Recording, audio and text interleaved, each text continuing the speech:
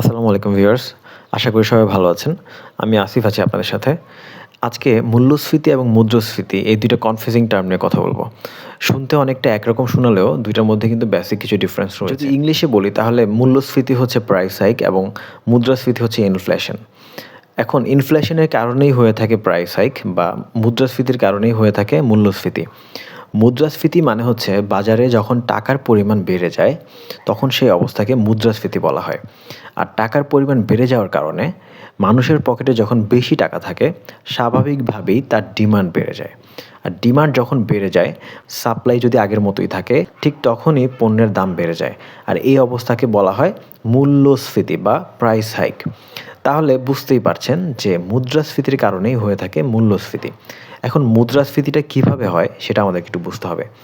মুদ্রাস্ফীতি হয় হচ্ছে, দেখেন যখন বাংলাদেশ ব্যাংক মানে আমাদের সেন্ট্রাল ব্যাংক, কেন্দ্রীয় ব্যাংক যখন টাকা ছাপায়, টাকা ছাপিয়ে বিভিন্ন ব্যাংক, প্রাইভেট ব্যাংক এবং রাষ্ট্রায়ত্ত যেকোনো পাবলিক ব্যাংকের মাধ্যমে কিন্তু টাকাগুলোকে মার্কেটে ছাড়ে। মার্কেটে কিভাবে ছাড়ে? মানুষ ব্যাংক থেকে লোন নেয়, ব্যাংক লোন দেয়, সেই মাধ্যমে মানুষের হাতে টাকা যায় এবং যারা লোনগুলো নেয় তারা কিন্তু বিভিন্ন কারণে ব্যবসা বা বিভিন্ন কারণে ইনভেস্টমেন্টে বিভিন্ন জায়গায় ইনভেস্ট করে টাকাগুলোকে মার্কেটে ছড়িয়ে দেয় এবং আস্তে আস্তে সেই টাকাগুলো মানুষের পকেটে বিভিন্নভাবে চলে যায়। মানে হাত বদল হতে থাকে টাকার। হাত বদলের মাধ্যমে মানুষের পকেটে চলে যায়। দেখেন কিছুদিন আগে বাংলাদেশ ব্যাংক ২২,০০০ কোটি টাকা ছাপিয়ে বিভিন্ন ব্যাংককে দিয়েছে। তাহলে এই টাকাগুলো কিন্তু আল্টিমেটলি মানুষের পকেটে চলে যাবে। তাহলে মানুষের পকেটে যখন টাকার পরিমাণ বেড়ে যায়, তখন কিন্তু তার ডিমান্ড ন্যাচারালি বেড়ে যায়। একটা এক্সাম্পল দিলে বুঝবেন, আপনার পকেটে যদি ১০,০০০ টাকা থাকে আপনার ডিমান্ড একরকম থাকবে। আপনার পকেটে যদি ১০,০০,০০০ টাকা থাকবে আপনার ডিমান্ড অবশ্যই বেড়ে যাবে। আপনার পকেটে যদি ১০ কোটি টাকা থাকে ডেফিনিটলি আপনার ডিমান্ড অনেক বেশি বেড়ে যাবে। তাহলে বুঝতেই পারছেন যখন মানুষের পকেটে টাকার পরিমাণ বেশি থাকে তার ডিমান্ড বেড়ে যায় এবং ডিমান্ড বেড়ে যাওয়ার কারণে বাজারে পণ্যের সরবরাহ যদি আগের মতোই থাকে বা কমে যায় তাহলে অবশ্যই দাম বেড়ে যাবে। এই অবস্থাকে বলা হয় প্রাইস হাইক বা মূল্যস্ফীতি।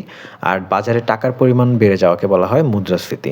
এজন্য বাংলাদেশ ব্যাংক চাইলেই ইচ্ছামতো টাকা ছাপিয়ে বাংলাদেশকে ধনী বানিয়ে দিতে পারে না। ছোটবেলায় আমাদের একটা চিন্তা ছিল যে বাংলাদেশ ব্যাংক চাইলেই তো হাজার হাজার কোটি টাকা ছাপিয়ে নিতে পারে, বাংলাদেশ অনেক ধনী হয়ে যেতে পারে।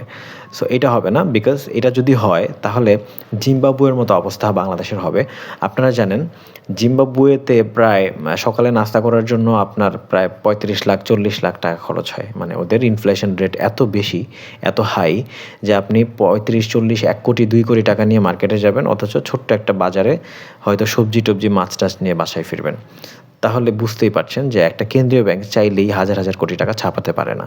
অনলি বিকজ অফ ইনফ্লেশন মানে মুদ্রাস্ফীতির কারণে। সো মুদ্রাস্ফীতি অর্থনীতির জন্য একটা সার্টেন পরিমাণ পর্যন্ত ভালো। ৫% অর্থনীতিবিদরা বলে থাকেন ৫% প্লাস মাইনাস হচ্ছে মুদ্রাস্ফীতি একটা অর্থনীতির জন্য ভালো। খুব বেশি মুদ্রাস্ফীতি অর্থনীতির জন্য ভালো না। ধন্যবাদ সবাইকে, ভালো থাকবেন। যদি ভিডিওটি ভালো লাগে অবশ্যই লাইক, কমেন্ট করবেন। আপনার মতামত জানাবেন কমেন্টের মাধ্যমে। আর চ্যানেলটি সাবস্ক্রাইব করবেন।